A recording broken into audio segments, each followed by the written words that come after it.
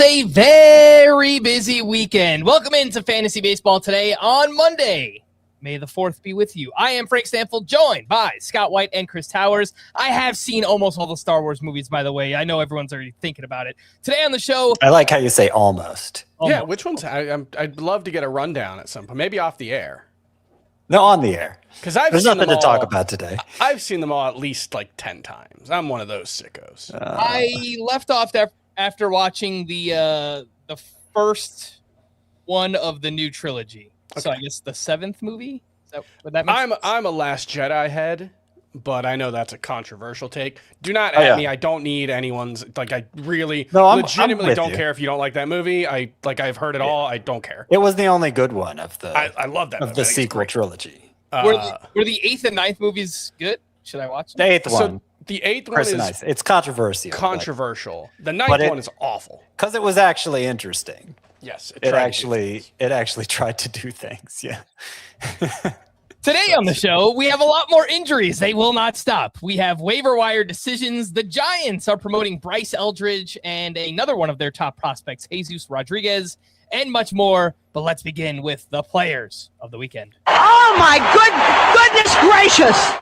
Oh my goodness, let's talk about it. Emerson Hancock. He looked like an ace on Randy Johnson's jersey retirement night. How about that? Against the Royals, 7 innings of 1-run ball, 14 strikeouts to 0 walks, 21 whiffs on 103 pitches, 11 on that 4-seam fastball, 7 on the sweeper, 3 on the cutter.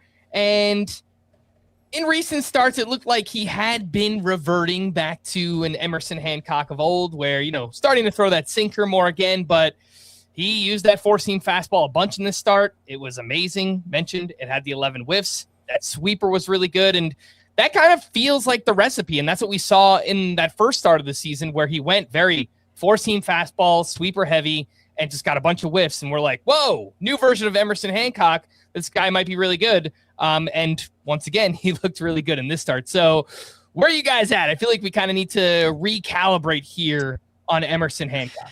Yeah, I mean, I think he's got a spot in the rotation, right? Like, whatever happens with Bryce Miller, I don't think Hancock's coming out after this. So we can just start with that. He certainly doesn't look like the worst pitcher in that rotation. Yeah. Kind of looks like the best pitcher in that rotation right now, which is its own problem even beyond Emerson Hancock. Yeah. So one thing correct me if I'm wrong, I don't think we've talked about this with Hancock yet, but I was watching some highlights of this start, and I was struck by how low the arm angle was. And I didn't remember I don't know how much I've seen Emerson Hancock in the past, to be honest, but I'm sure I've seen him some, and I don't remember being struck by that. And sure enough, he's throwing with a 12-degree arm angle this year, Chris Sale-like with that arm angle. And that's down from 18 degrees last year, and it's down from 27 degrees 2 years ago. So just in the span of 2 years, he's pretty much has a new delivery. And, one thing about that arm angle, it tends to make the fastball, the 4-seam fastball, really effective. It creates this sort of artificial rise on it that batters have a difficult time squaring up. So that totally squares what we've seen from Hancock, where when he leans into that fastball, good things seem to happen. So I'm always fascinated by pitchers who have that really low arm angle, just because it's such a, I guess the really high arm angle too. Either way, it's an unconventional look that can make a pitcher play well beyond his stuff. And I thought that was the biggest takeaway, at least my biggest takeaway from this start for Hancock. Yeah, what was interesting, I noticed this in Nick Pollock's write-up of this start on Sunday? Yeah. Sunday, yeah, because it was Saturdays. Yeah. Saturday. Is that the movement profile on the 4-seamer was actually worse in this start. He was getting 10 inches of vert instead of more like 12 to 13 like he'd been getting earlier in the season. And that's one of those things where it's weird, because when you're pitching from this steep or from this extreme of an arm angle to the side, he's basically a side armor now.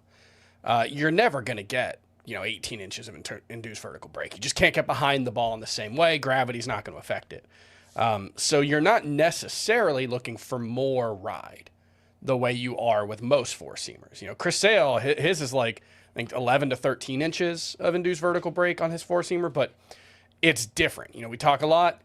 If you can't be great, be weird. And there just are not a lot of right-handed pitchers throwing from the arm angle that Emerson Hancock is. Now, I do think when you talk about like the quality of the stuff on its own, makes me think he's probably not going to be an elite pitcher once the scouting reports and the traject machines and all this stuff get out on him. But I don't know.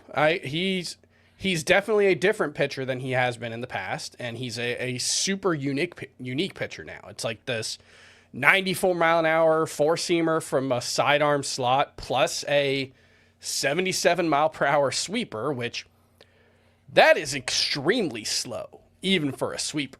That's like Frisbee stuff. Most sweepers, even for breaking balls, generally speaking, the rule is harder is better.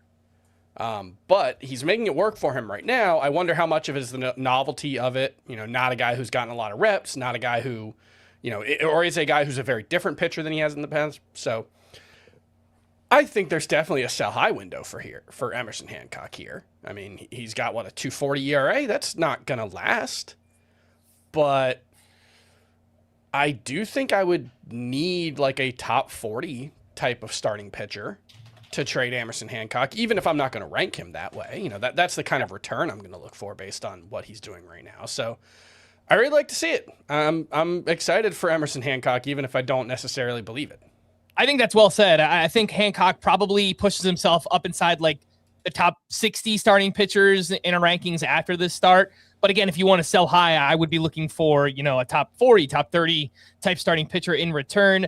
Agree that he's probably more like, at least based on what he's done so far, more like a mid-3s ERA guy. But mid-3s ERA with over a strikeout per inning and a, good whip, that's a pretty valuable pitcher. Could he be what Matthew Boyd was last year? Sure. Yeah, might be. Yeah, that's what I'm thinking. And Chris, just to piggyback off what you said about the sweeper, that was my biggest takeaway watching highlights of this. Like his sweeper is it looks like a wiffle ball. Like it just kind of floats in there. It is a very unique looking pitch, and I could see why he's getting so many good results on that sweeper this early on in the season. Scott, let's go over to you for your player of the weekend. My player of the weekend is somebody you might actually be able to pick up off the waiver wire. I wonder if you could pick up Emerson Hancock in Yahoo leagues. It's a good point. 78% rostered on Yahoo is not many, but some. Yeah. But this guy's probably available regardless of your platform, and his name is Logan Henderson, and we're no stranger to Logan Henderson, of course. But I think we expressed a great deal of frustration when we talked about him last time. Would he fill the spot vacated by Brandon Woodruff? And even if he did, would the Brewers give him an honest chance? Because that's what he hasn't gotten before.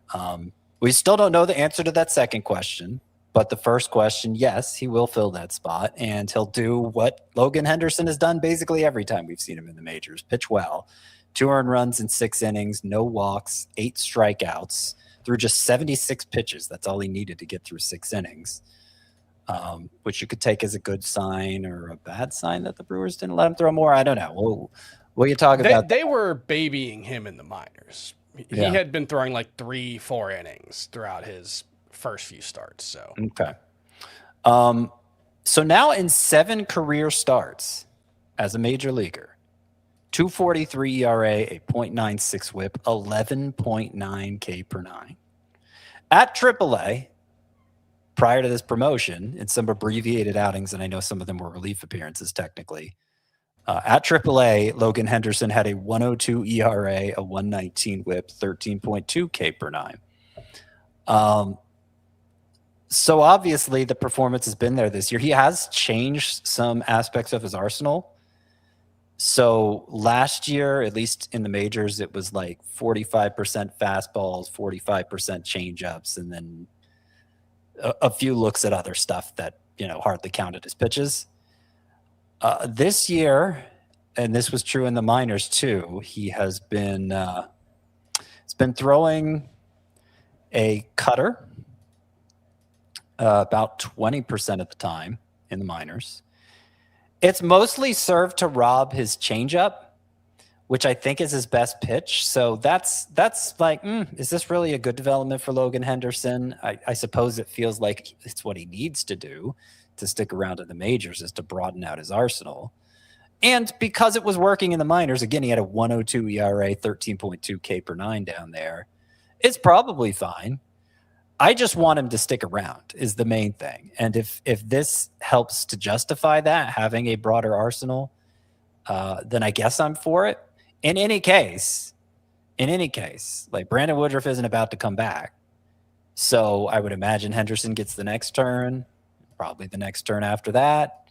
And we'll reassess at that point. If he's pitching well and Brandon Sproat isn't, I think at some point even the Brewers would have to say Henderson deserves to stick around. I mean, they've made the opposite choice before, but I think you go for Henderson, and hopefully it works out this time.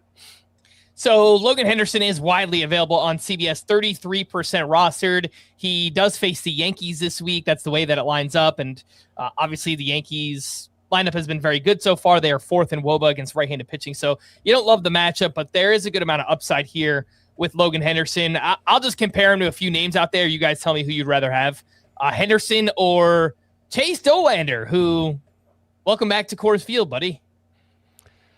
Gotta say Dolander. I'm not. If I won that lottery, I'm not dropping him for this, the next hot thing that may not have as much job security. I'm not giving up on Dolander after a start against the Braves at Colorado. Like, that's just. Yeah. I mean, I think that's fair. It's just like these are a lot of kind of the upside questions that I received this weekend. Logan Henderson or Cade Cavalli? I'd probably go Henderson. Yeah, I like Henderson more. I could understand needing Cavalli for the 2 starts this week since they're good matchups and maybe making the choice based on that. But if it's just about I'm speculating for the rest of season, Henderson. What about Henderson or J.R. Ritchie? Ritchie's also a 2-start guy this week, isn't Yes, he? he is. Yeah. Yes, he is. And they're kind of in the same position in terms of job security. It's not clear yet who's coming out of the rotation with Strider rejoining it on Sunday. I presume it's Martin Perez, since Ritchie's still scheduled to start Monday. And Martin Perez was already DFA'd once this year, right? Yes. I'm not making that yet. Okay. Yes. Sounds right. What about Logan Henderson? Well, I didn't actually give an Anderson. I didn't actually give an answer. And I don't know what I would answer. So I'll let Chris answer. I think I'd stick with Ritchie if I already have him. That's the way I was leaning. I like you to answer with Braves first. I've noticed that recently. Logan Henderson or his teammate Kyle Harrison? I would go Harrison.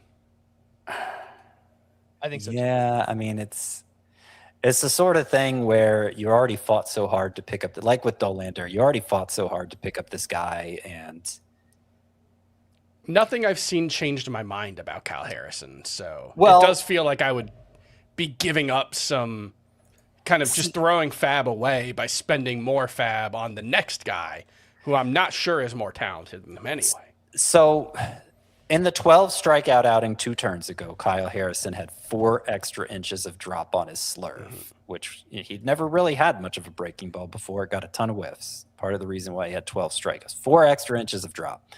It was more like 1 extra inch of drop in this latest start. So that, we hadn't really seen much Harrison actually pitch much this year prior to that 12 strikeout start. And so it's like, hey, maybe there's a real breaking ball now. He looked a little more like Kyle Harrison prior to 2026 in this most recent start Saturday, but he got a good result against a Nationals offense that had been productive so far this year. And so it's like, well, am I going to abandon him after 6 1-run innings? Probably not. What about Logan Henderson or Noah Schultz? I would say Schultz. I'd go Henderson. We're just not seeing it from Schultz. His 1 good strikeout game, I guess he had 2, the 6 strikeouts in 5 innings, then the 8 in 6 innings. This time around, 6 shutout innings. I'm not, sneezing at that or whatever the term would be, but I used like an old-timey idiom the other day, and as soon as I said it, I knew people were going to not get what I was referring to. So now I'm on guard about my idiom usage. What was it? I don't want to repeat it because people are laughing about it. I'll say it off. I want to laugh at you. It was no Schultz. 3 walks, 2 strikeouts today, or on Friday. It was 6 shutout innings, but I don't know. I just don't think he's there yet. I think he's talented, but he's not getting chases at all with any of his pitches. Now that's putting a real ceiling on how many strikeouts he can get. To me, it's just the job security. I feel better about Noah Schultz's opportunity than I do for Logan Henderson. And then the last one is Peyton Tolley. Henderson or Tolley? Tolley. Yeah, it's a sweep for me, even though I like the idea of picking up Henderson. I'm taking Tolley in that scenario. Give me a chump. Give me a chump I can drop. What about Justin Robleski? Randy Vasquez? Yeah, I'd drop either of those guys for Henderson. There you go. Actually, I have a bunch of drop candidates later on, like Zach Gallen, Luis Castillo, Merrill But Kelly. look, I think it's worth I don't know. just putting a period on it with, we like Logan Henderson. I think we all do. I'll speak for the 3 of us. I think we all think he's a good pitcher. He's another weird pitcher, like 93-mile-an-hour righty who misses a lot of bats somehow. It doesn't make a ton of sense, but this is 8 major league starts where he's just been dominant almost every time out, and he's been very good in the minors. It's just, we have no idea what the job security looks like here, and he's not such a can't-miss player that, I feel like Peyton Tolley has a chance that, if he pitches the way he can, I think he's just going to stay in the rotation. Henderson, we've already seen that he has not been able to do that in the past, despite being very good. So that's the biggest concern. Is I just don't know where the Brewers are on him.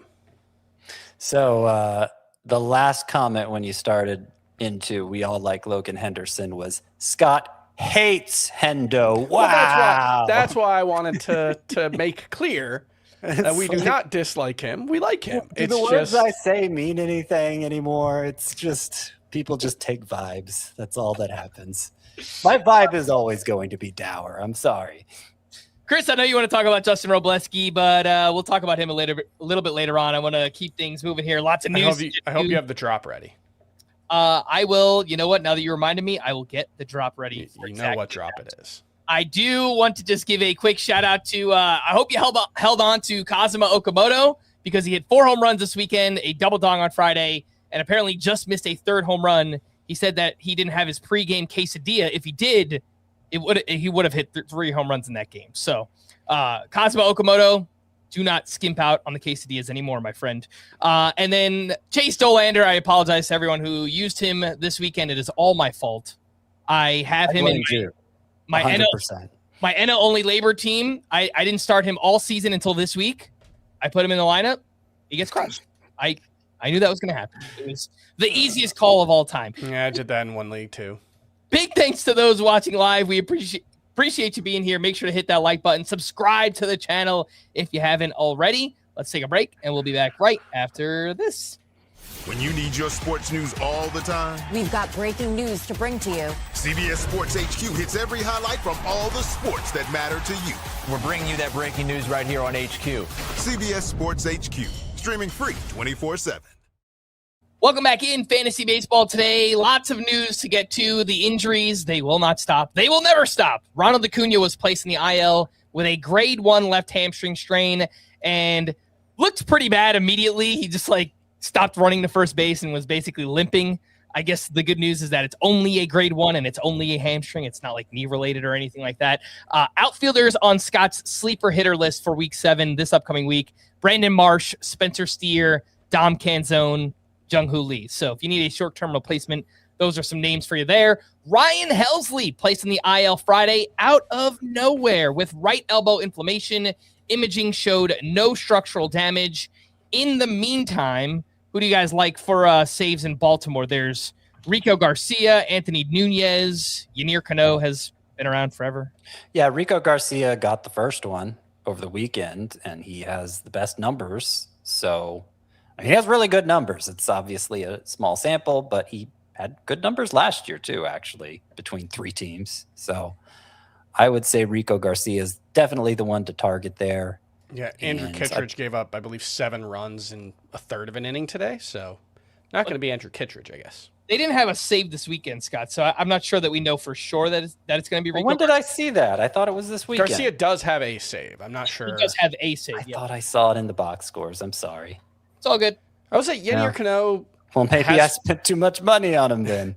Yenier Cano has been a fill-in closer for them at various points and is good enough. I think he was very bad last year, but who wasn't on the Orioles?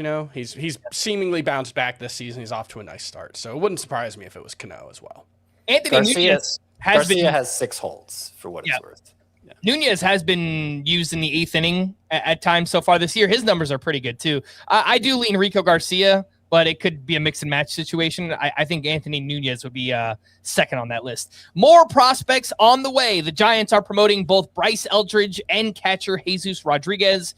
Eldridge in 30 games at AAA this year was hitting .333 with 5 homers, a .963 OPS, hitting the crap out of the ball like he always does, but also striking out 30% of the time, which I think is close to what we should expect.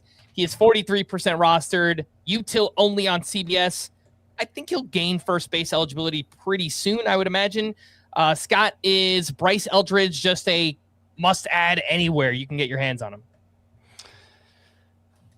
I wouldn't say that. I mean, Roto, sure. You got so many hitter spots to fill. The strikeout rate, I imagine, is going to be a problem in points leagues too. I don't think it's wrong to pick him up anywhere. It's never wrong to gamble on upside. He has a ton of it. Where's he going to play? Well, presumably they're going to move Casey Schmidt into a super utility role, bounce him around, and have Devers at first, Eldridge at DH, have them trade off some. I mean, I don't think they're calling him up to sit on the bench. That wouldn't make a lot of sense. He had gotten hot at AAA. I'd been saying all along in the prospects report, I thought the first hot streak would get him up 14 for 28. That's 500 batting average. Quick math there. With 3 home runs in his last 7 games. But the strikeouts were there. The strikeouts are always going to be there. He's 6'7", but he hits the ball hard enough that you hope it's a non-issue. And Giants are willing to give him another shot. Yeah, I've had him stashed in Tout Wars, a 15-team Roto League this whole time. And he was stashed in the other 2 15-team Roto Leagues I'm in by somebody else. 12-team, though, I think I'm going to make a play for him. It kind of depends, too, if you have Schwarber or somebody like that in your DH spot. I mean, you hope Eldridge picks up first base eventually, but I don't think he's going to be the everyday first baseman, so it might take a while. I just want to petition officially for his nickname to be the Horror. Eldritch Horror? No. I like it. Yeah. That's a good one of those terms. Yeah. Just in a vacuum, very different skill sets, but which prospect would you guys rather add this weekend, Bryce Eldridge or Travis Bazzana? Oh, Bazzana. We've already seen a couple of steals from him. He's walking. I mean, obviously there's less playing time concern there. I feel like it depends what you need. If you need home runs more than you need a middle infielder. But that's kind of it.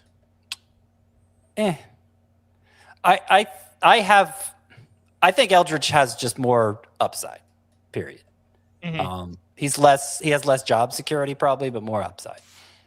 The Giants are also calling up 24-year-old catcher Jesus Rodriguez. He came over from the Yankees in the Camilo Doval trade last year. 24 games at AAA this season. He was hitting .330 with 2 homers, 4 steals, and .840 OPS, more walks than strikeouts. Does not hit the ball very hard at all, but it's an intriguing skill set. He does run a little bit as a catcher. He can play all over the infield too. It's a very intriguing kind of player here. Chris, do you have any interest in Jesus Rodriguez in like 2 catcher leagues? Did they announce what the concurrent move for this would be? I did not see that. I'm trying to figure out how he's going to play much. Yeah, because if they get rid of Eric Haas, then it's easy. He's just a backup catcher and maybe he plays elsewhere. If they don't, then it's like, is this a utility guy? He's not going to play much second base, I would guess, because they have now Casey Schmidt going into a utility role, and Luis Arias is actually. Have you guys noticed Luis Arias has been like the most valuable defensive player in baseball this season. It's like one of the weirdest things I've ever seen in a month. And I have not noticed. I don't know if Jesus Rodriguez is a good defensive outfielder, but their weakest spot in the outfield is probably center. I would guess he's probably not good enough to play a bunch of center field in he has Pac Bell Park. So he has played everywhere except for center and right field. Yeah. So I would guess there's just not going to be a lot of playing time unless they're just kind of souring on Patrick Bailey. He's a phenomenal defensive player, probably the best in baseball, but I think they're kind of leaning that way. There were a couple of reports weeks ago that like they were going to start to work in other catchers and things. So as great as he is defensively, Patrick Bailey, there's no doubting that he is a putrid offensive player. So perhaps they're just starting to go with the youth movement and see what they can get there at catcher. So I think in like the deeper 2 catcher leagues, take a shot, especially if you lost out on like Agustin Ramirez or something. We'll talk about that in a second. But yeah, kind of an intriguing skill set there for Jesus Rodriguez. Spencer Strider made his return on Sunday and not so great. It was in Coors Field.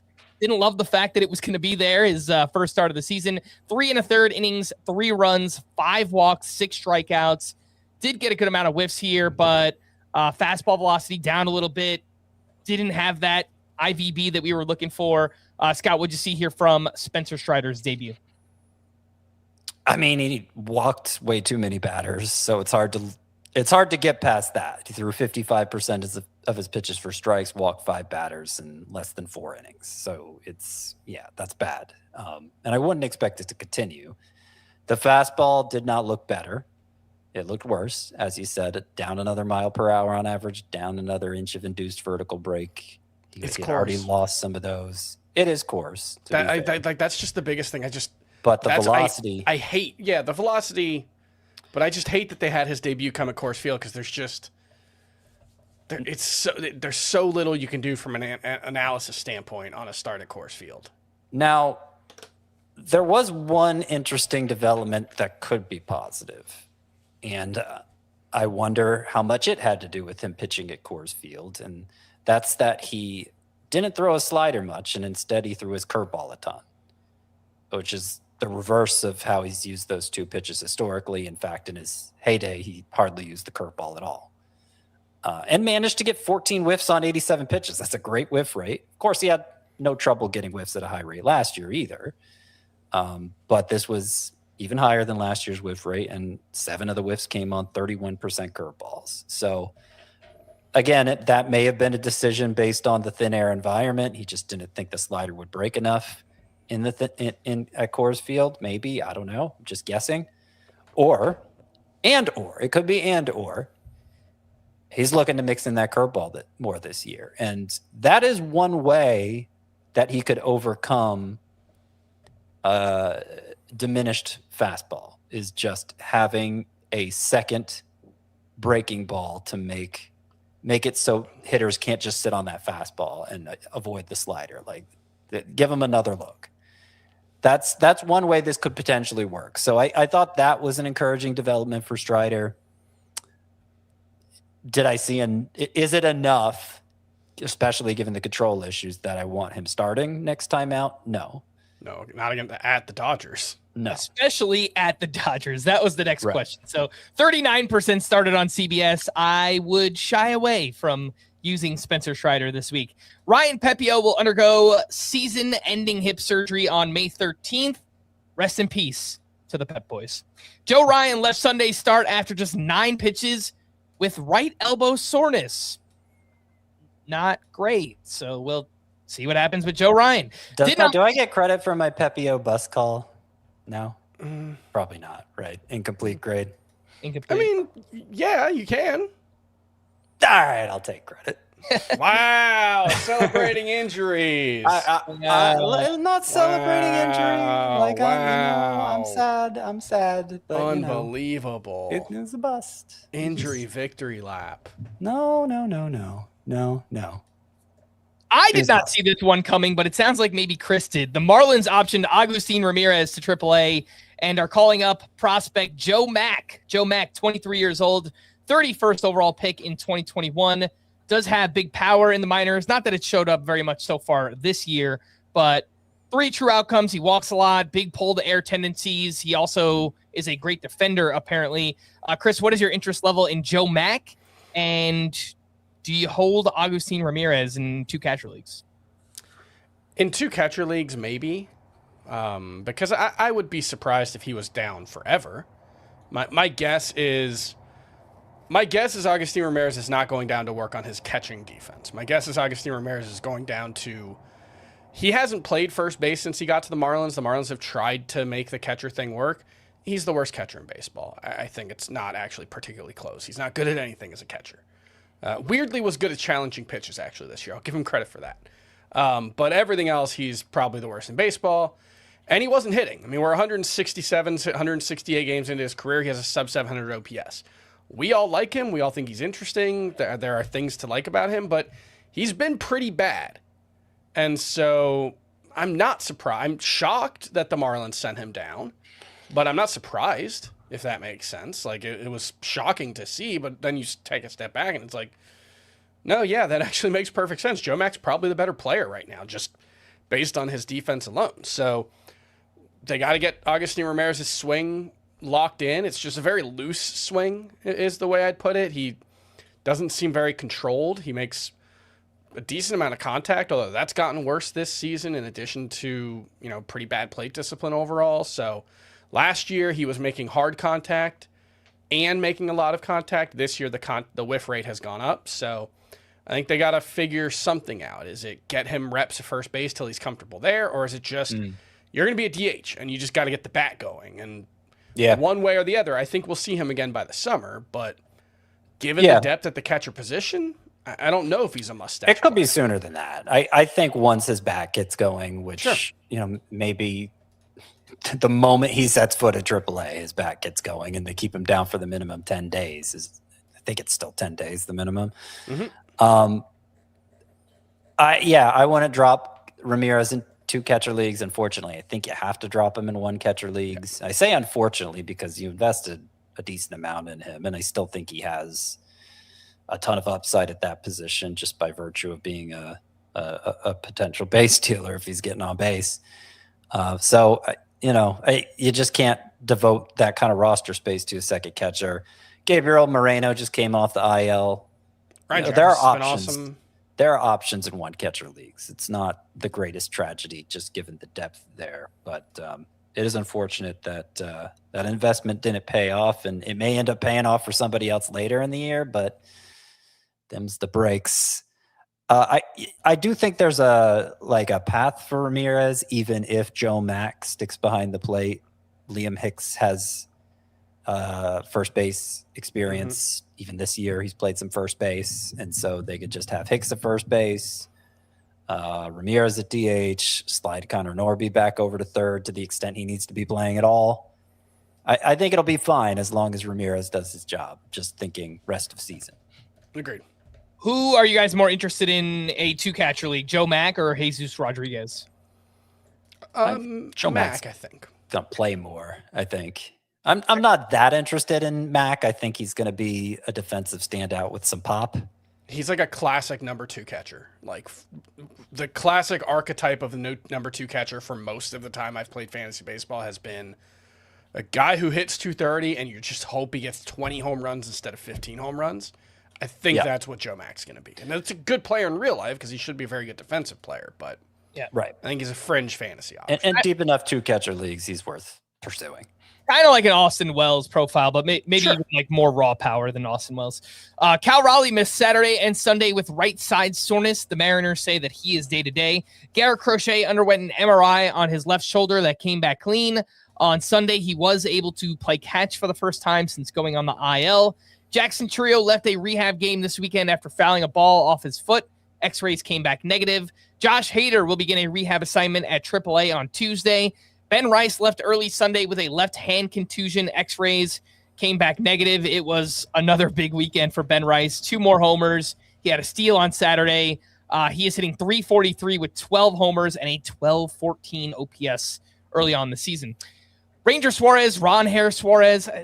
Someone tweeted at me that the Red Sox broadcasters call him Ranger, so I don't know what to call him anymore. He said his name is Ron Hare.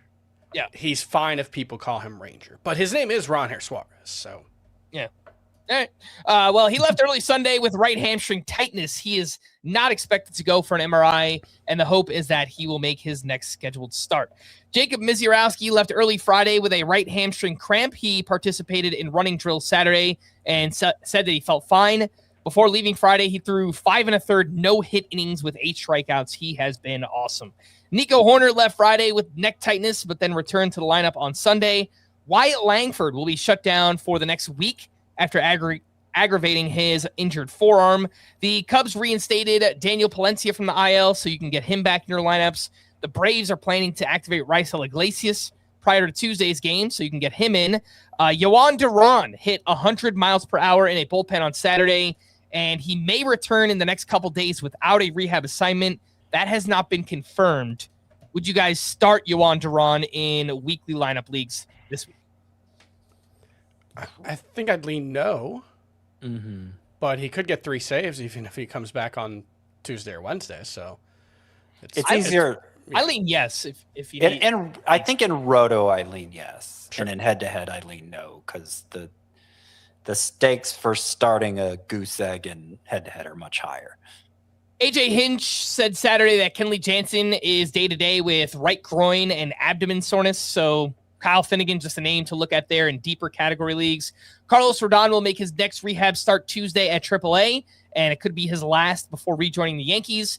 Christian Walker was back in the lineup Sunday after leaving Saturday. He took a fastball off the head during his final at-bat, so scary stuff there, but he did pass all concussion testing. Yandy Diaz left Friday with left side tightness, and then he missed both Saturday and Sunday. Starter sit Yandy Diaz this week. I mean, I'd rather sit him. It depends on how deep it is and what alternatives you have. But if I have a first baseman I can slot in easily enough, that I'd play it safe. The Rays are transitioning Griffin Jax to a starter role. He threw 2 2/3 scoreless innings. He built up to 45 pitches this weekend. They have had success with this type of move before. Jeffrey Springs and Drew Rasmussen, they were relievers turned starters by the Tampa Bay Rays. So do you have any interest here in Griffin Jax, 23% rostered? I was picking him up in the 15-teamer, sure. I picked him up in Tout Wars, yeah. He has 6 pitches. So, like, I don't even – he's going to show us a version of him that wasn't even possible in relief.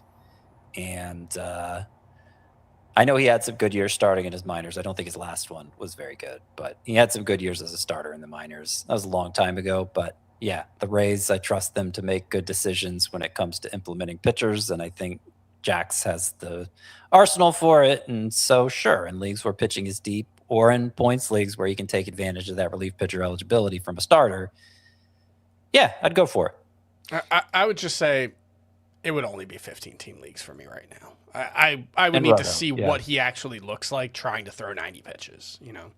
Yeah, and it's going to take a while. He only got up to 45 pitches this weekend, so maybe next time out it's like 50 to 60. The next one after that, he's like up over 70, so it's going to take some time. Andrew Vaughn appears on track to return on Monday. He missed the first month with a hamate bone fracture in his left hand. He is 34% rostered. Chris, this is someone I know that you have interest in, at least in the past. Andrew Vaughn, what do you think there?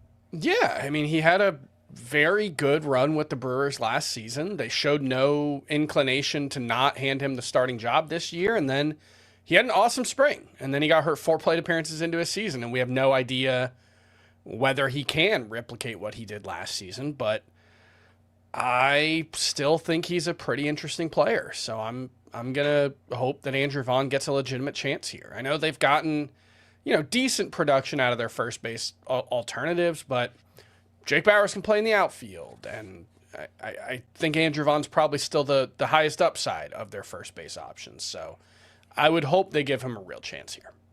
The Reds plan to call up Chase Petty to start Monday against the Cubs. He gets whiffs in the minors, but everything else not so good, so I don't think we have interest in Chase Petty. Lars Nootbaar is on track to begin a rehab assignment as soon as next week. The hope is that he'll return late May, early June, so a deeper name to stash there, Lars Nootbaar. And other names who went to the IL this weekend, Yusei Kikuchi with left shoulder inflammation, Herman Marquez with right forearm nerve irritation, Ronnie Mauricio with a fractured thumb, and Twins reliever Cole Sands with a right forearm strain. Let's take our final break. When we return, we've got waiver wire pitchers, hitters from the weekend, starter sit questions. We'll do all that right after this. This isn't just combat. It's cinema. Ready or not, here I come. Let's go! Are you not entertained? The new home of UFC, Paramount Plus.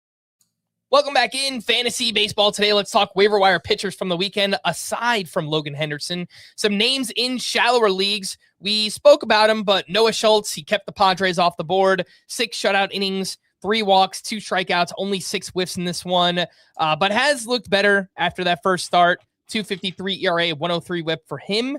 79% rostered. He's at the Angels this week. Kyle Harrison, another strong start. He was at the Nationals. 6 innings, 1 run, 5 strikeouts here. 13.3% swinging strike rate is a career high.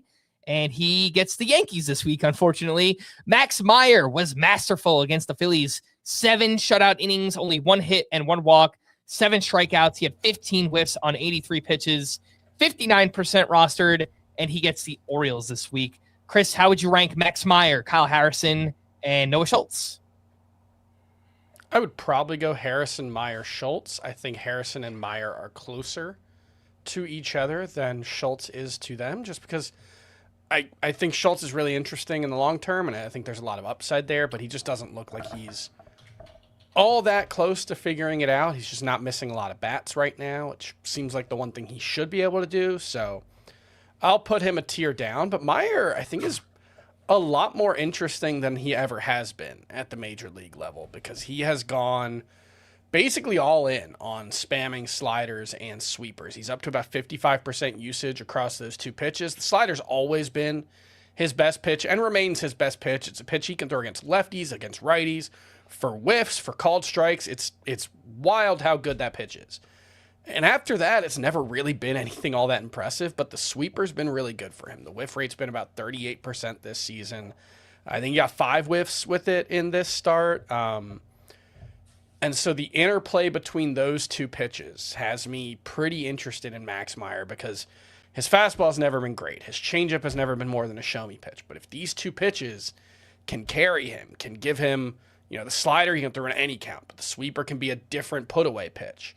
I'm pretty interested in what Max Meyer's doing right now. I don't think it's a sub-3 ERA kind of guy, but add a run to it, and it's a 3.68 ERA and close to 10K per 9, and that seems possible for him. So I like Max Meyer quite a bit. I think they're all must roster. I think I'd rank them in the same order Chris did. I think Meyer passed Schultz with this start. I think Schultz is... there are some warts with Schultz, the walks and the lack of swinging strikes, but I think he's shown enough that I want to see it through with him. But Meyer, he's down to a 2.68 ERA, 103 whip, 9.7K per 9. I feel like sometimes we get so deep in the weeds that sometimes we overlook the simplicity of that stat line. 267, 103, 9.7. He hadn't gone even 6 innings in a start prior to this 7-inning outing, so I just felt start to start, well, how functional is this for fantasy? But, he goes 7. He has those numbers. Yeah, I think Max Meyer absolutely must roster at this point. 2 names that feel more like streamers, but I don't know, maybe high-end streamers moving forward. Mitch Keller had a great start against the Reds. 7 innings, 1 run, 6 strikeouts, 14 whiffs on 104 pitches, 3 earned runs or fewer in 6 of 7 starts for him. He is at the D-backs this week. And Steven Matz, another quality start. This one against the Giants, 6 innings, 1 run, 2 walks to 1 strikeout. Looked bad on the surface, but he did have 14 whiffs on 89 pitches here. He's a spark. He's at the Red Sox this week, which means revenge game for Steven Matz.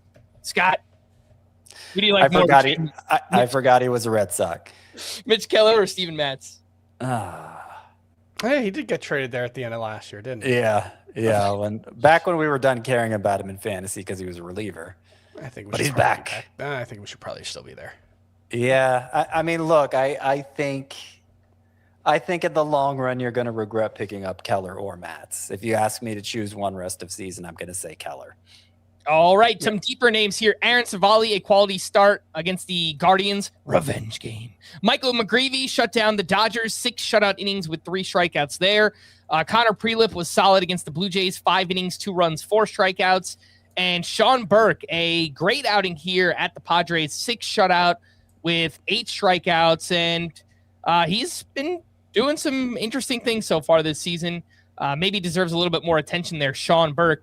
Chris, how would you rank these deeper-ish names? Sean Burke, Connor Prelip, Michael McGreevy, and Aaron Savali. I think I would go Prelip, Burke, McGreevy, Savali. I intentionally left some pauses in there to let you know that I do not really have any interest in McGreevy or Savali. You'd have to be, I think even in a 15-team league, I have to think I have better options than those two guys. But Prelip has a really good slider, and there's some interesting things about his fastball. I think it's just going to be, even the good starts are going to be hard to get more than 5 innings out of him. Burke, his fastball is pretty interesting, and he's getting a lot more whiffs on the slider this year, and he's got a new cutter. So I don't think any of these guys are great, but I think Prelip and Burke are at least interesting enough that they're worth looking at in some deeper leagues. Another big thing that stood out to me for Sean Burke is that his control has been much better. He's down to 1.8 walks per 9. His location plus is up from 101 to 108. That is a massive jump. So he's locating very well and gets the Mariners this week. It's not like, a terribly scary offense. So in a deeper league, I'd be all right with streaming Sean Burke this week. Some deeper names. Part 2, Christian Scott looked pretty good at the Angels. 5 innings, 2 runs, 8 strikeouts to 0 walks. He gets the Rockies in Coors Field this week. That is the problem there. The Red Sox called up this kid, Jake Bennett, and he picked up his first major league win against the Astros. He's 25 years old, a second-round pick. Came over from the Nats this offseason. 5 innings, 1 run, 3 strikeouts there. Kader Montero pitched well against the Rangers, 6 2/3, 1 run, only 2 strikeouts. Griffin Canning made his Padres debut on Sunday. He was solid against the White Sox, 5 innings, 1 run, 7 strikeouts, 16 whiffs on 73 pitches. His first start back from a torn Achilles, and honestly, all in all, very good one for him. And Walbert Urania pitched well against the Mets, 5 innings, 1 run, 4 strikeouts. So, Scott, bunch of deep league names, but any of these stand out to you? Christian Scott, Jake Bennett, Kader Montero, Griffin Canning, and Walbert Urania. I would say the one who's most interesting is Christian Scott. I think he has the most capacity for strikeouts. And if I'm going to bet on an obscure pitcher who probably isn't going to amount to much, that is the most likely variable to change that, how good you are at missing bats.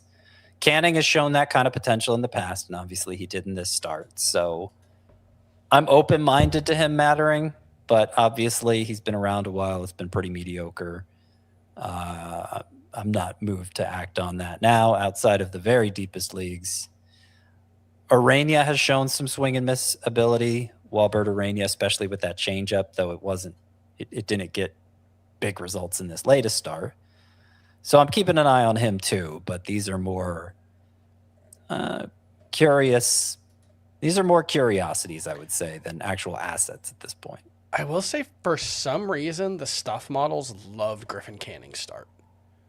Like, the pitcher list version had like an A- stuff grade for him. The pitch profiler one was, I think, like a 108 stuff plus, which is a very good.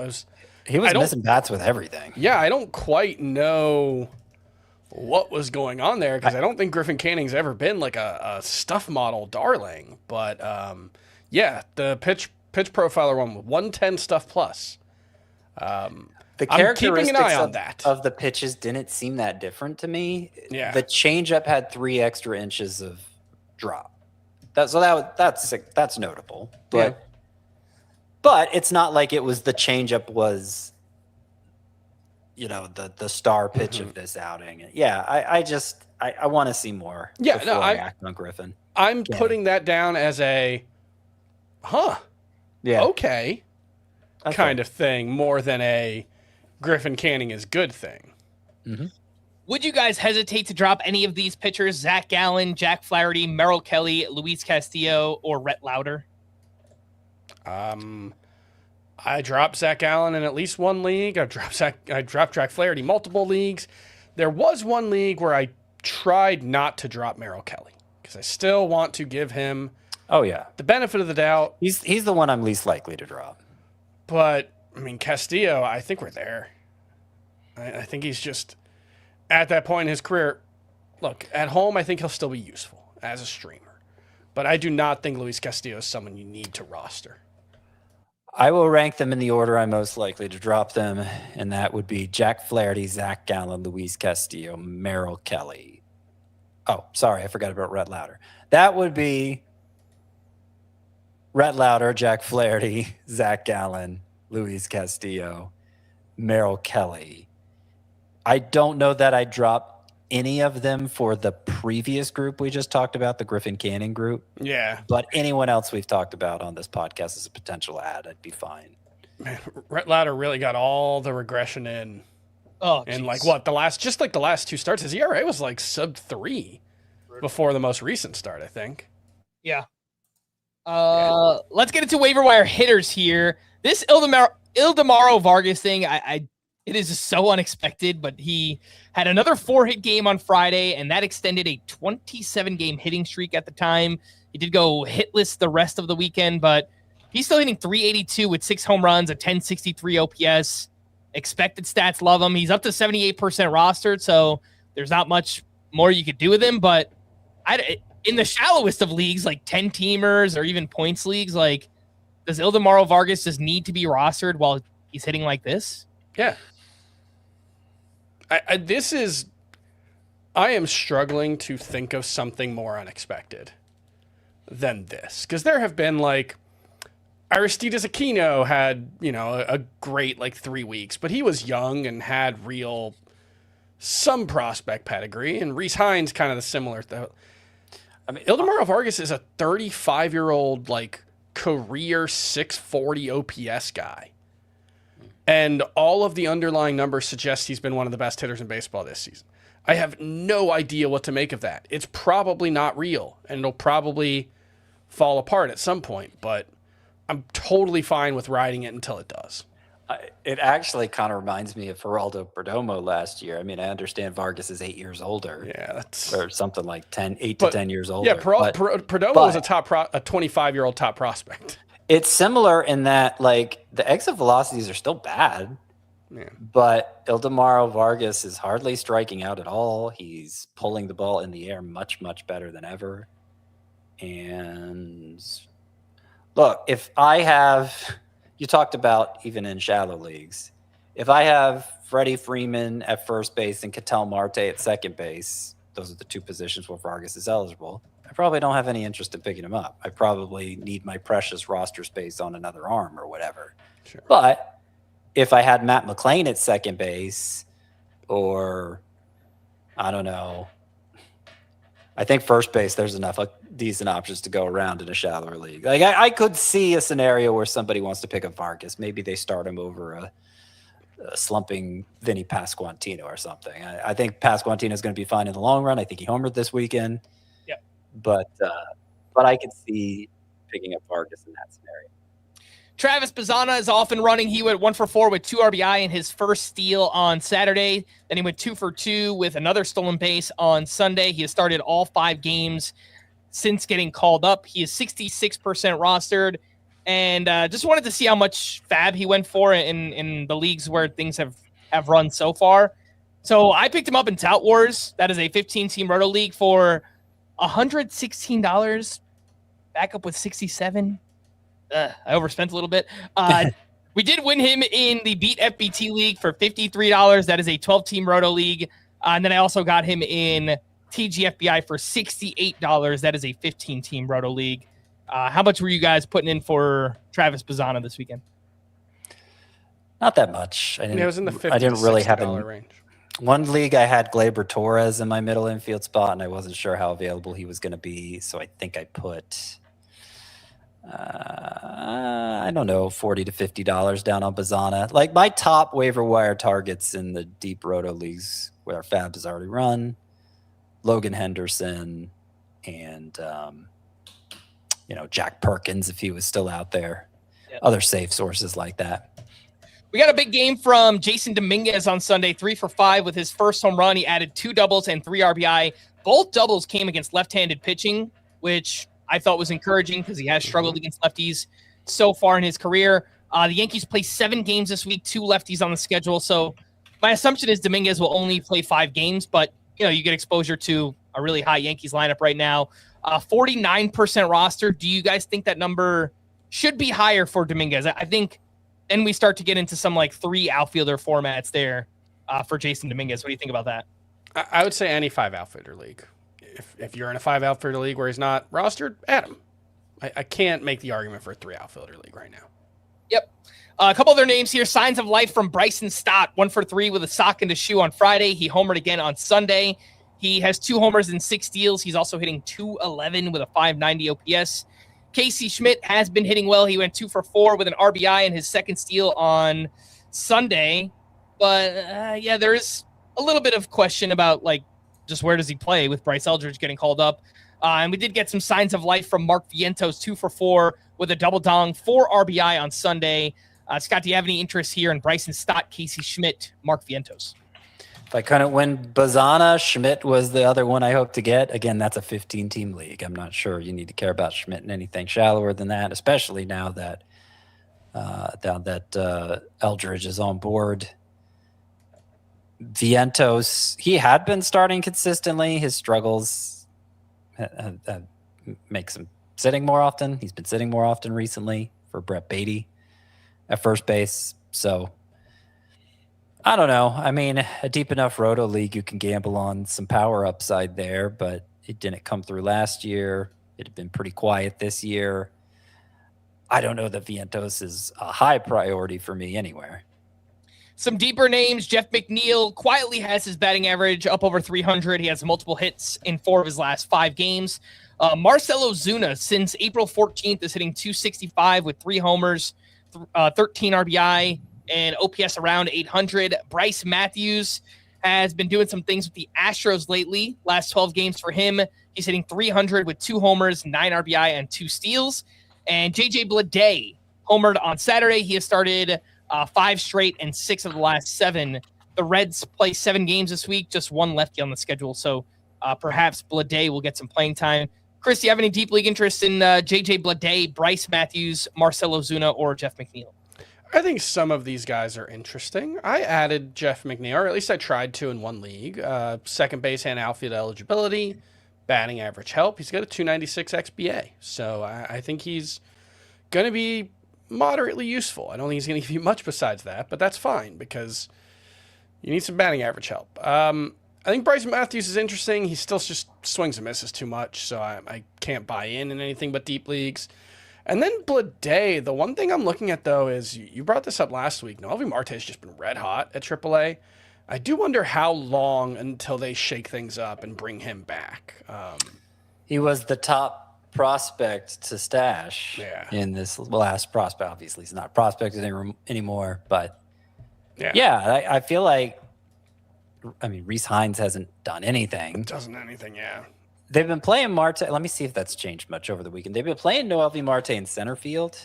Okay. Some, which I know there's a prevailing theory. I don't know if it's the prevailing. There's been a theory I've heard expressed more and more the past couple of years where when you're converting an infielder to the outfield, center field is actually easiest because of you read the angles easier. The ball doesn't slice as much when it's hit to center field. So I maybe think would be the primary thing.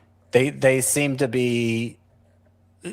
think Marte has the athleticism, and it's more just outfield instincts that need help. And let me see if he's played mostly center field or just some center field. It looks like about half and half, but more recently center. Mm-hmm. That's interesting. Yeah.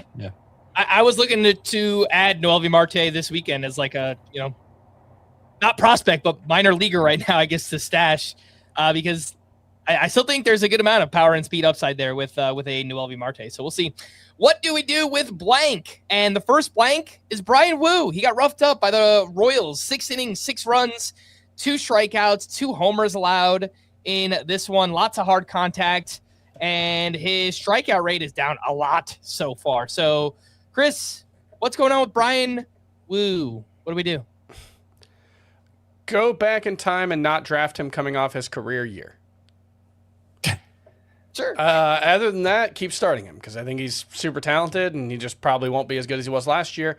I don't see any really good reason why his strikeout rate has completely collapsed. He's gone from 27% to 18%.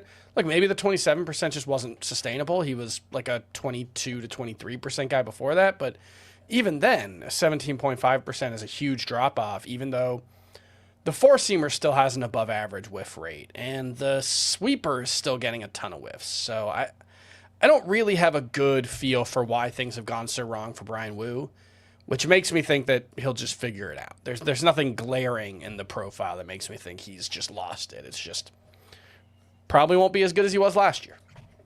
Cole Reagan's not great at the Mariners. 5 1/3 innings, 4 hits, 4 runs, 3 walks, 3 homers allowed in this one as well. He has 3 or more walks in 4 of 7 starts this year. He was coming off one of his best start of the season before this, but now takes another step back. Scott, what is going on with Cole Reagan's? Is there anything that we can do? I mean, the biggest thing I saw here was he threw his fastball like 70% of the time.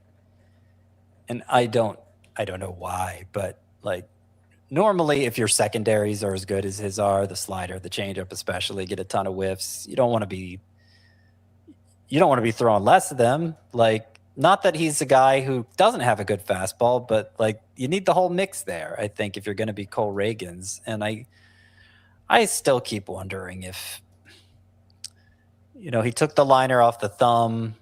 I know the slider usage in particular has been down. He didn't throw it at all in the 11th. What was 11 strikeout game?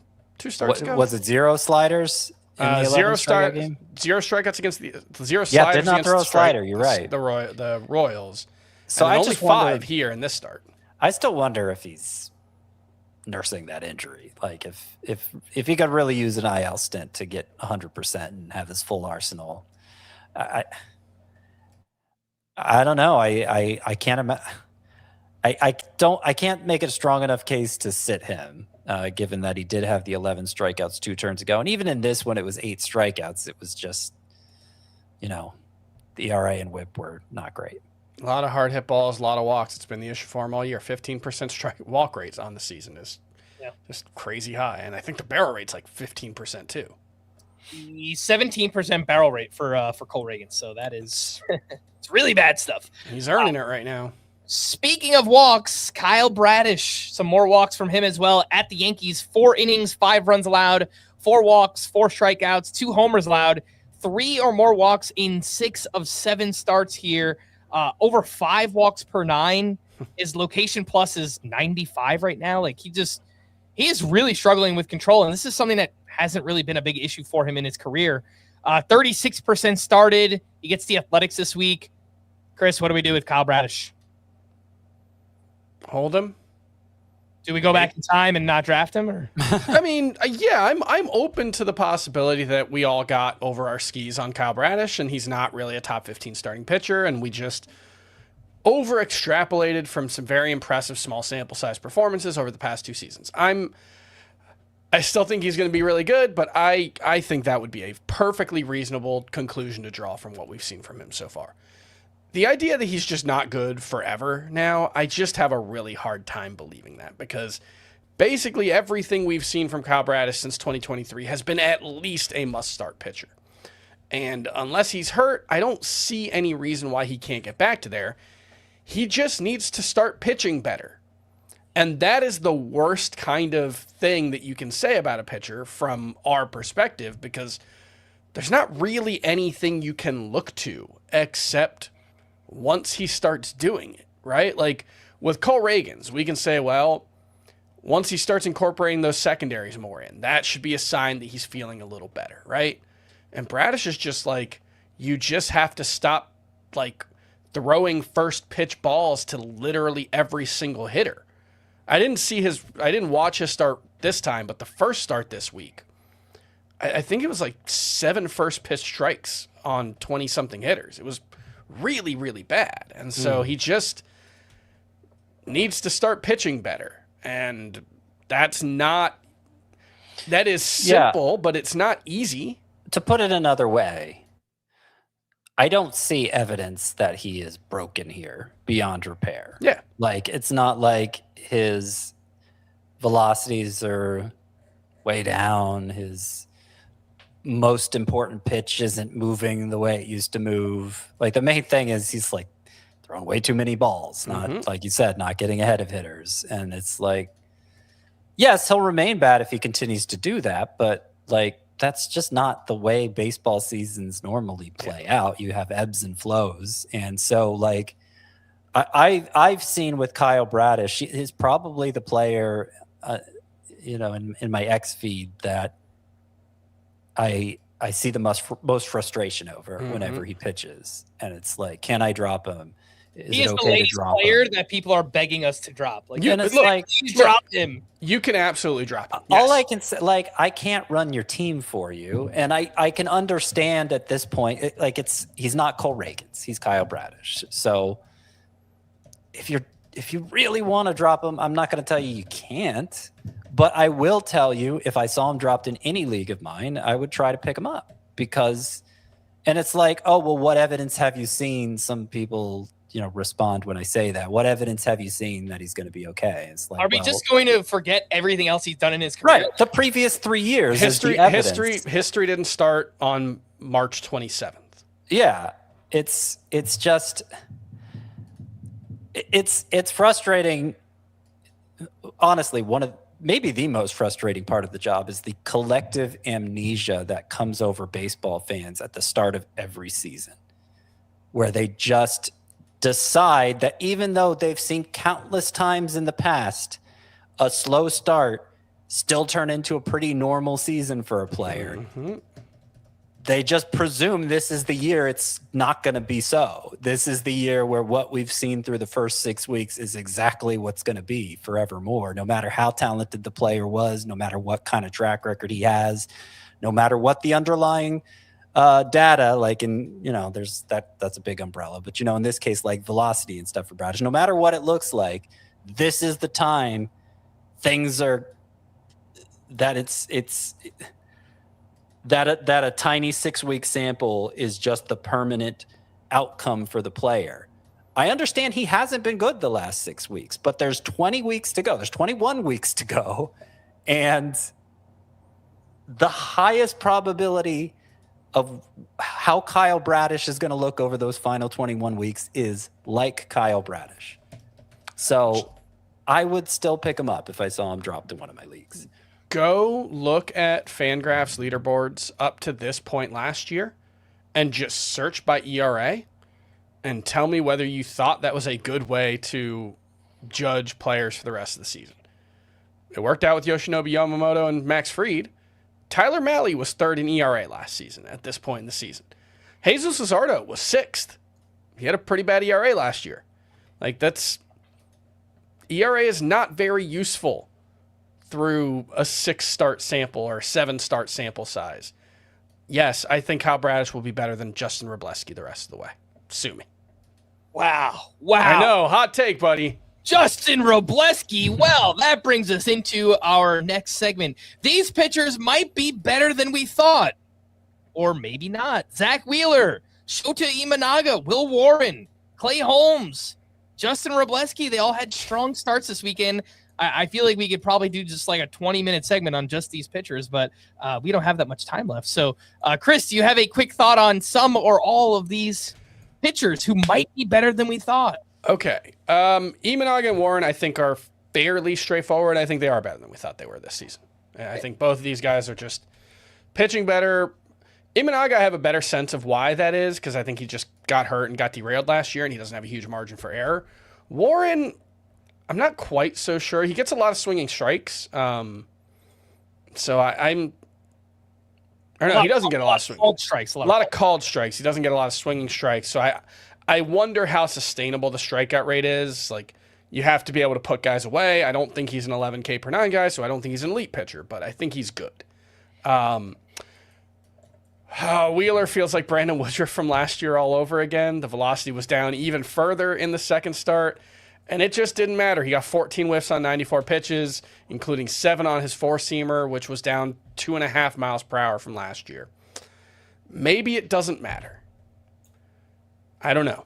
I genuinely don't know. I'm going to continue to assume that losing 2.5, 3 miles per hour off your fastball will affect your performance. It didn't for Brandon Woodruff last year. He was arguably as good as he's ever been. Maybe it will continue to be the same for Zach Wheeler, who is a similar type of pitcher. Well, he's got a lot more weapons than Woodruff did. Yeah, but it's still very fastball, very four-seamer, sinker dependent, veteran pitcher, amazing control. Like, if anybody's going to make that work, it's that archetype, but I'm still going to bet against it. So I don't know.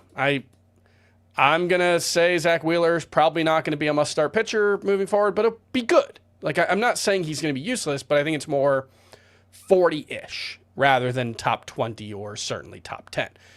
Clay Holmes, I don't think is very good. I don't think that should be controversial. We saw it last year. He had stretches where he was good because that can happen with ground ball pitchers, but he doesn't have great control. He doesn't get strikeouts. He just gets ground balls. Eventually that will stop working, or at least it will be a headache. And then there is nothing about Justin Wroblewski's current level of success that is sustainable at all. Like, we do this. Getting away with it. He's not. He can't keep getting away with it. He won't. That's the line. I don't know. Like, I did it. I looked it up. All right. Like, last year, Tomoyuki Sagano had a 15 or 13% strikeout rate at this point in the season and a 3 ERA. Tyler Mahle had a 1.19 ERA this time last year. In 2024, it was Jose Barrios and Jordan Hicks who had sub-2 ERAs without getting any strikeouts. Wade Miley has done this like 6 different times throughout his career. These weird things happen with guys who have good control but don't get strikeouts. And there are always people who try to argue that, well, yeah, okay, it didn't work for the previous version of this, but here's why it will work for Justin Wroblewski, because he's got great command and he's backed up by a great team. And it's just, no, I'm sorry, it's not going to happen. Like, he's going to have a 4+ ERA the rest of the way, unless he dramatically changes almost everything about himself as a pitcher. If you want to bet on that, that's fine. If you want to keep running him out there when he's getting 3.8 strikeouts per 9 innings, okay, I guess play the hot hand, but there's gonna be a start where it bounces back on you. Cole Irvin, I think last year was really hot early on, and then lost it almost immediately over the course of 2 or 3 starts. I don't know, whatever. I'm not even mad. It's funny to me. I think I would continue to use him in a points league as like a spark. Sure, as a points league spark. Like, yeah. I would try and look to sell high, but look, if no one's going to give you anything for him, I won't drop him. But just realize there will be a lot of give back at some point here with Justin Wroblewski. We got a pitcher's duel here on Sunday between 2 young guns. It's time to duel. Chase Burns up against Braxton Ashcraft. Chase Burns, 7 shutout innings with 7 strikeouts. He had 18 whiffs on 94 pitches. And on the other side, Ashcraft, 7 2/3 shutout with 6 strikeouts for him. Scott, I feel like you've been very excited about both of these guys all year. And there you go. Both of them did it against each other on Sunday. They did it. I think the most encouraging thing for Chase Burns is 3 of his last 4 starts now, he's gone 6 innings or more. Mm-hmm. So if the Reds are going to turn him loose like that, he might already be I'm not going to call him an ace, but like on the border of being an ace, potentially. Not going to rank him there yet, but like he's trending that way. And Ashcraft, gosh, I don't think I have a single share of Ashcraft. And I wasn't talking about that much in the preseason, to be fair, so it makes sense. But basically since his first start, I've been like, this guy's legit. And I know he had a bad turn last time out, so clearly he bounced back from this. Didn't even use his full arsenal. He used it, but didn't mix his pitches as much as usual. Just really leaned on that curveball, 44%. Still got a good result. gets a lot of ground balls, missing bats at a higher rate than last year, which we saw improve toward the end once he moved into the rotation. The bat missing actually improved. Yeah, I think Ashcraft's legit. He's working deep into games. I don't know that anyone's higher on him in the industry than me right now. All right, some other pitching leftovers. Hit the music. Here comes the money. Here we go. Money talk. Here comes the money. I said I wouldn't play it until we get our first quality start, and here we go. Shane McClanahan, 6 shutout innings with 5 strikeouts, 14 whiffs on 73 pitches, did not walk anybody. That is a great sign from him. Chris Sale dominated the Rockies in cores, 7 innings, 1 run, 11 strikeouts there. Jesus Luzardo, the buy low window, even though I said it was closed earlier in the week, it's officially closed, or it's more closed than it's ever been. Sealed site. 6 1/3 innings, 2 runs, 10 strikeouts at the Marlins, and then a nice bounce back here for Chris Bubich at the Mariners. 7 innings, 1 run, 7 strikeouts for him. Chris, anything to add on Bubich, Luzardo, Chris Sale, and Shane O'Mac? I mean, with Luzardo, like the buy low window's closed until the next time he gives up 8 runs over 2 starts. I'm just being real. Wow, he leaves your Marlins, and now you hate the guy. This is who he was with the Marlins too. It's true. I think there's just some inherent volatility to him that is going to make those blow up starts a fact of life, and you just got to know what you're in for with Jesus Luzardo. It's going to be a higher ERA than you hope for. Everything else should be very good. McClanahan, great start. Awesome to see. The control has been better the past couple of starts, and that's going to be the big thing because the Rays are being very careful with his pitch counts. I think there's going to be a lot of Drew Rasmussen here where even when he's pitching well, it's like 6 innings at the most. And this one's 73 pitches, and they pulled him after 6. I don't know. I think he should still be useful moving forward, but I don't think we're going to get Ace McClanahan again. Don't really have anything else to say about these guys. I really like the 0 walks for McClanahan, and the fact that he got whiffs on his fastball in this start. 8 whiffs on 8 of his 14 whiffs came on that fastball, so that was a really, really good sign there for Shane O'Mac. Some hitting leftovers. Pete Alonso is coming around. He homered both Friday and Saturday. He had 2 hits on Sunday as well. Jarren Duran homered twice this weekend and has led off 6 of the past 7 games. Byron Buxton, he continues to rake. He hit 2 more home runs this weekend. He added a steal on Sunday. Jordan Walker, he is heating back up, 4 for 4 with a steal on Friday, 2 for 4 with his 10th home run on Saturday. Julio Rodriguez, he is off to a better start than usual. He had 2 home runs with 4 RBI on Friday. Cody Bellinger had a monster game on Saturday, 4 for 4, 2 socks in the shoe, 3 runs, 4 RBI. If you're only wearing, well, no, it's 2 socks, but I guess if you're Scott, make sure they're the ankle 2 socks and a shoe. You ever walk around with just one shoe on? It's disorienting. It is. Yeah, much better than I would rather that though than walking around with 2 shoes on and only 1 sock. That's crazy. That's what I think. That's the scenario that led to the ankle sock discussion. Yeah, I mean, you would much rather have, like out in public, you would much rather have I guess, but man, a sockless shoe than a shoeless sock. Yeah, outside, but not inside. Yeah. Well, Do you wear shoes inside? No, inside you just take the offending shoe off and then you're fine. Wearing Do a you wear shoes inside, Frank? No. Wearing a shoe with no My wife socks. doesn't let me wear shoes inside. I mean, you can't in New York City. Like it's just the sidewalks are. You don't know what you're dragging in. We are a shoes off immediately household. My wife tries to play cool when guests are over. They're like, shoes off, and she's like, oh, whatever you want. I'm like, shoes off. She's just trying to be nice. Shea Langoliers, he continued his awesome start. Double dong on Saturday for him. Connor Griffin posted a 4-hit game, the first of his career on Saturday, and all of a sudden his numbers look much better than before. Austin Riley, he listened to Friday's podcast. He also got to hit in Coors Field, so that was nice. Sock and a shoe for him on Saturday. He had 2 hits on Friday as well. Mickey Moniak, he continues to rake as well. He had 3 home runs this weekend. Also a huge weekend for Chase DeLauder, 4 for 4 on Friday. Then he homered again on Sunday. He has multiple hits in 4 straight. And all of a sudden, he's hitting 304 with a 946 OPS. So shout out to Chase DeLauder. Call to the bullpen on Friday for the Rangers. Jacob Latz picked up his third save, and he has the last 3 saves for the Rangers. Jacob Junis does not have a save since April 12th. So I think I dropped like $160 on him in the TGFBI. It's one of my all-time worst bids. I picked up Junis, I think, for like $80 or $90 in a few spots. Oh. I finally dropped him this weekend. So just awful. Yeah. I think you can go ahead and drop him. Let's see what it was. Oh no, sorry, it was Brad Keller for 141, just as bad. Oh, jeez. For the Rays on Friday, Brian Baker struck out 1 for his 8th save. 72% rostered, still out there in a few leagues. He looks like the Rays closer. For the Braves on Friday, Robert Suarez picked up his 4th save, but Raisel Iglesias expected to return on Tuesday. For the Mets on Friday, Devin Williams struck out 2 for his 3rd save. He desperately needed that.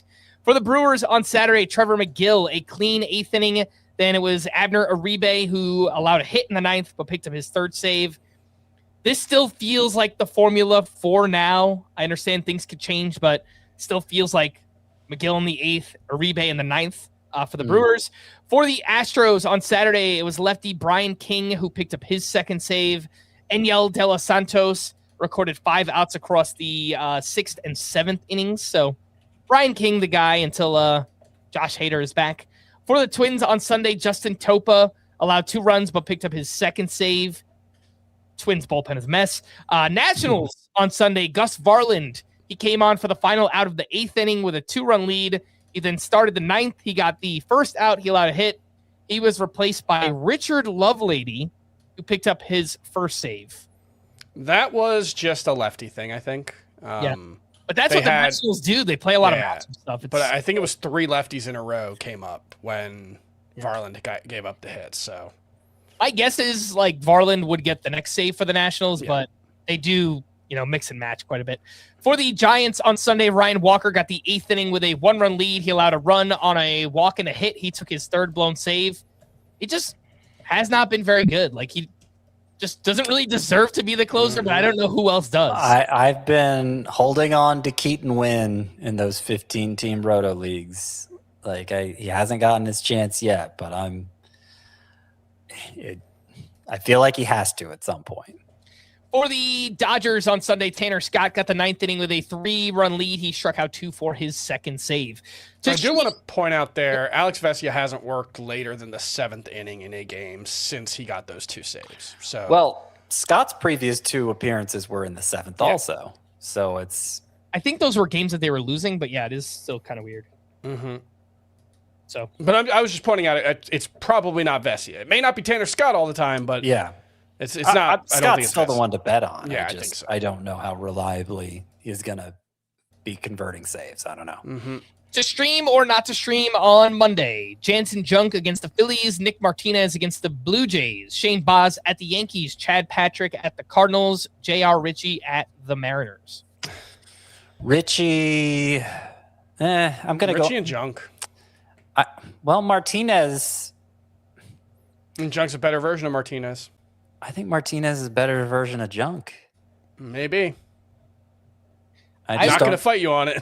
I would rank them Ritchie, Martinez, Junk for Monday. Sure. Yeah, okay. That was my initial inclination, too. On Tuesday, we have Luis Severino at the Phillies, Chris Bassett at the Marlins, Cade Cavalli against the Twins, Elmer Rodriguez against the Rangers, Andrew Abbott at the Cubs, Jameson Taillon against the Reds, Brandon Sprout at the Cardinals, Eric Fetty at the Angels, Eduardo Rodriguez home against the Pirates. Got to go Cavalli 1 here. I think I'd go Taillon 2. Yeah, I guess that's fine. And then Bassett 3 might be the answer for me. I think I'd go Abbott at the Cubs, but it's risky. Yeah. I think Luis a lot of Severino at Philly might be okay too. I was thinking that too. He's looked better his last 2 starts, but there's some blow up potential there as well. So, I would go Cavalli and then probably Taillon Severino, but those Taillon and Severino just proceed with caution. We are going to wrap there. For Scott and Chris, I am Frank. Thanks as always for tuning in to Fantasy Baseball today. Please make sure to follow and leave a 5-star rating on Apple or Spotify, and we will be back again tomorrow. Bye-bye.